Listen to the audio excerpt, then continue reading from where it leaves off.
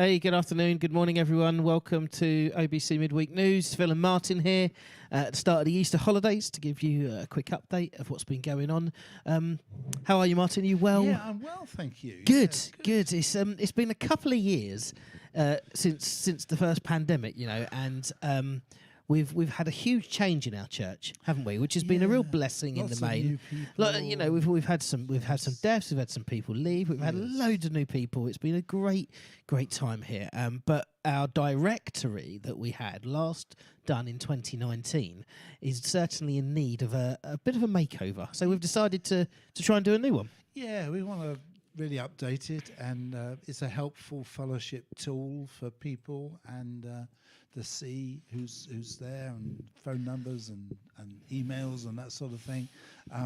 So we're saying to people, if you want to be in it, please just give us your details. And there are a number of different ways you can do that. Fill out a slip, fill out the website, contact form that's there under resources. Brilliant.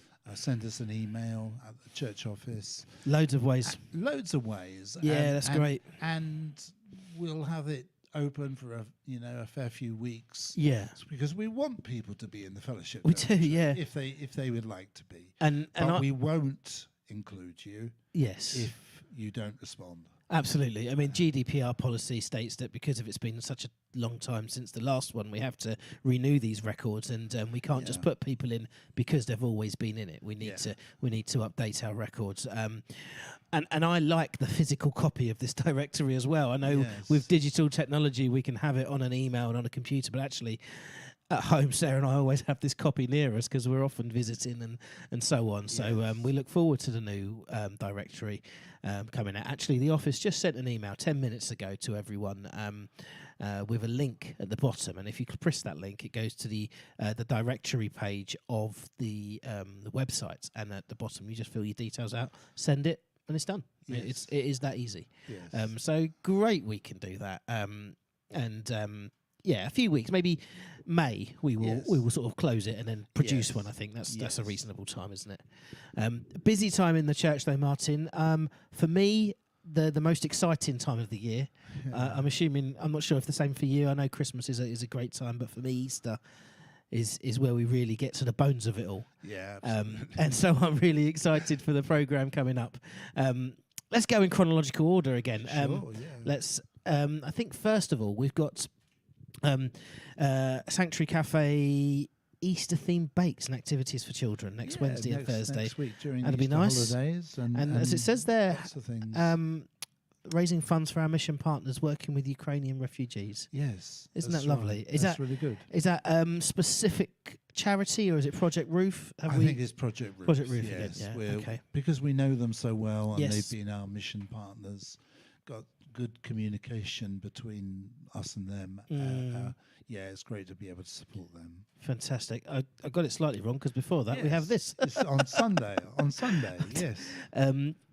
Great golden service with traditional hymns. Martin, there's a hymn being sung, and I've never heard of it. In the morning, the main celebration, of course. Yes, of course. Yes.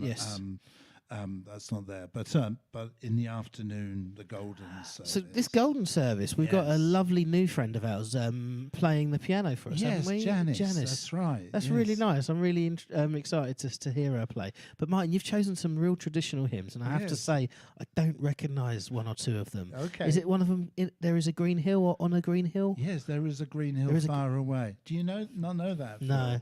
Well, you will on Sunday. Yeah, I don't know it. Yes. Maybe I'll recognise it from my younger years at my previous church. Please don't. No, because we don't want people to stop listening, do we? Yeah. Maybe at the end. So that's great. Looking really forward to that. And following Friday, we have our outreach event for Churches Together, and that's going to be a great witness. And you're speaking at it, I assume? Well, yeah, we hope that, 500... We haven't done this for 3 years now because of the pandemic. And so we really hope that in the Market Square, that's kind of outside of the cinema and outside of Sainsbury's there, we're going to have a great number of people coming together in witness to what Good Friday means and death of Jesus for us, because he loves us so much, and just to share the good news with Orpington town, really make a impression on the town as we opportunities to pray with others, and there's worship as well. That's right, so it's going to be Cliff, our friend who led worship here on Sunday so well as well. Is leading on Good Friday. Yeah, great. Look forward to that. And then on Sunday, for me, it is the greatest Sunday, the greatest day in the calendar. Absolutely. Easter Sunday celebration. A real sense of celebration when we have these services as well, rightly so, as we celebrate our risen Christ. At 10:30 with communion. So yeah, do come along to that. And you told me the young people are staying in. I want the young people. So I know children will go out and do activities and learn and so on, but I really feel that occasionally the young people need to be part of a real celebrative service. We had them in for the baptism service, and I also kept them in for Remy's beautiful testimony, because I think young people need to hear the reality of things with testimony and baptism, but also with such great news like Jesus is risen. So yeah, they're going to stay in, I think, and we'll celebrate together. What else have we got? So that continues our series of Easter people, Martin. That's right. And that comes to an end the following Sunday. Yes. When a new friend of ours again, well, not a new friend of yours, someone who you've known for 40 years. Yeah, that's right. Peter Swoffield's who's a Baptist minister, now retired, is going to be preaching and taking the service then, when Margaret and I are down in Exmoor. I forget where you are. I'm in Bedford, and I'm godfather, to my friend's son. I was due to be in Ebbsfleet for the Sunday, but that's been deferred for a week. The week before that, I am at Ebbsfleet Baptist Church with a mission partner. So yeah, busy times. Just before we talk about our tithing, Martin, an opportunity for us to talk about an international lunch. I've loved these when we've done them in the past. Again, we haven't done them for at least 3 years, I don't think, but they are great fun. Yes. And we're combining it with the church AGM this time. Yes, that's right, yes. And we hope that both the service that morning and the lunch will have, reflect our international church family, and what a joy that is for us. And then to eat some international food, I think we can promise people that there will be something for all palates. I'd imagine so. Whether you like spicy or bland or traditional or something different. There's usually a bit of everything. Sign up for that. There's a sign-up sheet on the welcome desk even now. And if you can bring a dish, then bring Please it. Please do, yeah. Otherwise, just come along. We just want you to be there. Brilliant. Really looking forward to that. That's going to be a great evening, a great afternoon, sorry. And Martin, one last thing. We had a lovely away day as the leaders on Saturday, which was a pleasure to be part of at St Benedict's, real godly place, really good, and blessed with lovely weather as well. But we made a decision on the back of that meeting regarding the giving to a number of our mission partners, and I'm really excited that we've done this. Yeah, I the church meeting had heard beforehand that we had decided to tithe some quite significant legacies that we've received recently. Seems just right to do when you're blessed with so much, to be able to at least tithe those generous gifts to us. And we made the decision about that, and then have decided that the way in which that should be split up, that tithes from those legacies. Can we mention what they are? I think so. Yeah. I think so. So it's £4,000 each. First of all, we were thinking, Jesus said, be my witnesses in Jerusalem, Judea, Samaria, and to the ends of the earth. And when he said that, it was like Jerusalem being where they were. So that's Orpington. And Judea being a little bit further. Yeah. and that's UK, maybe. UK. Yep. Samaria being perhaps Further. a bit further, Europe, and ends of the earth being, Africa. End of the world, else. yeah. And so off the back of that, let's work backwards as we've just done. Yes. We've been able to Good. give £4,000 to the feeding project in Zambia and Kwame, to Mutinsa and the lovely team they've got over there trying to feed hundreds of children. Yes. And so £4,000 has been sent to them.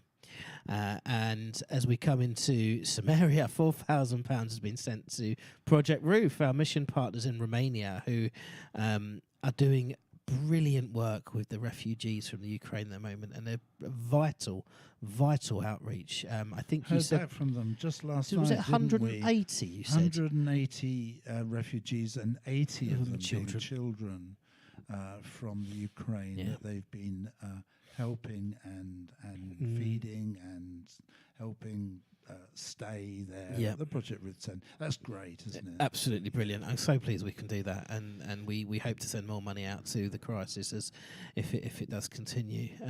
And to Jerusalem. Sorry, Jericho is next, isn't it? Judea. Judea, Yes, sorry. yes, Judea's that's next, right. sorry. And that's one of our home mission, who we support. We decided to send some money to our mission partner, Penny Marsh, who is the pioneer of a church plant in Ebbsfleet Baptist Church. And she's been working there since before the estate was even started to be built, so 14 years now. And we were privileged enough to go meet with her and spend some time in Ebbsfleet and talking to her about what's going on, how it started, how it's developing, and what's to come. I'm going to work there for a week for some experience of my training, which I'm looking forward to. But they're doing great things there.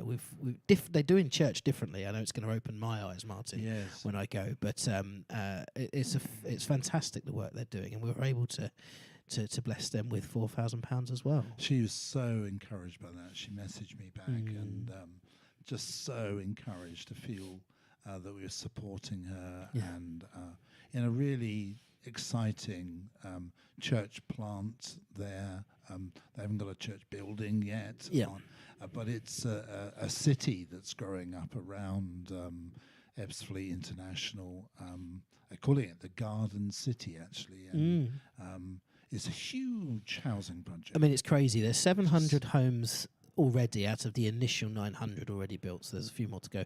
But actually, in total, this project's going to have 6,500 homes. So if you know Ebbsfleet or not, it's just below Bluewater, the big shopping centre, and there's this huge part of land that it's just, I mean, it's crazy. It is absolutely huge. And like I say, they've built 700 homes now, so just over 10% of what they really plan to do. It's going to be big. It's going to go on for a lot longer, and it's great that Penny and her team can be there from the start as part of the foundations of the housing project and as a real witness.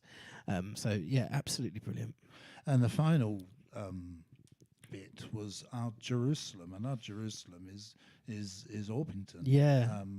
And we feel as really as a result of the cost of living crisis and all that's going on in our own country and community, we wanted to set up a community relief fund. Now we're doing lots of work on this to kind of get some good practice guidelines, speaking to people that know a lot about this, and before we kind of dip into it. But even just to give people an idea, that last week, the week before, we had 3 people turning up at the church in dire need, didn't we, Phil? Yes, a couple of homeless, some people homeless, other people who are, as you say, Martin, desperate need of support in many different ways, and we are well aware that times are really, really tough with the increase in fuel and energy prices and so on, and it's making people's lives harder, and we fear that as the time goes on, times will get tougher for people. So we want to put something in place where we can support these people who have become desperate, and we, as Martin said, we're looking at doing it sensibly and carefully. we're consulting with experts on this to try and support people in Orpington who really have a need. So yeah, definitely watch this space with that, because it is very much in the early stages. So our tithing from the legacies that we've received is really going to be able to bless, people internationally and people locally too. And I think that's a wonderful thing. And I'm sure we'll see blessing ourselves as a result of our giving. Absolutely brilliant. Wow, yeah. So that's a real encouragement, and something that I felt really pleased about, that we'd come to that decision last week. Yeah. But me and Martin reiterate time and time again, we want to hear from people, we really do. But actually, if there's a need, if there's someone who's struggling with anything, then firstly we'd like to pray with you, but we just like to support you in any way we can, as we have done practically already many times within people in the local area. Yeah, absolutely. One of the new things about the new website is that on the website you can fill out a contact page, or just send a message in, or just send a prayer request in. It can even be anonymous if you want it to be.